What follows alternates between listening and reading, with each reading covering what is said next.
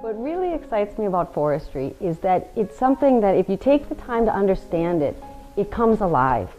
I went into forestry and became a forester because I wanted to understand what I see when I'm walking in the woods. And I love sharing that experience with other people. Because when you walk through the woods and you know the names of the things that you're looking at, you understand the processes that you're observing, the relationship between the plants and the trees and the water and the soil. It's a wonderful relationship. And it's exciting to share that with people so that they can experience that as well. As a forest certification auditor, I've traveled throughout the United States on audit teams to inspect forest management. So it's taken me to operations that are industrial lands, tribal managed lands, public and private lands. And that's exposed me to a full range of different forest management operations and helps me answer questions that people have about forestry.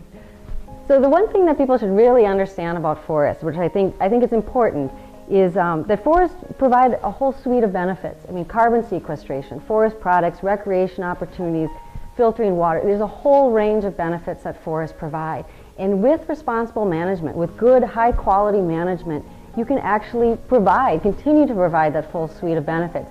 It's not a trade-off. It's not one thing and the others have to go. There's a balancing act there, and that's key to responsible management.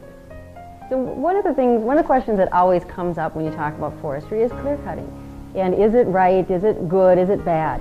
And the fact of the matter is that clear cutting is not always good, and it's certainly not always bad.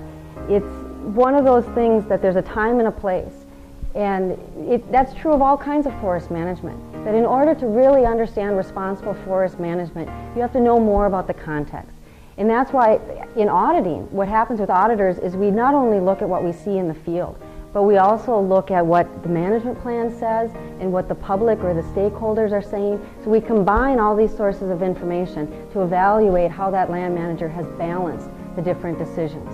Forests really are beautiful places. We all have memories perhaps of spending time there, but forests really are special and beautiful places.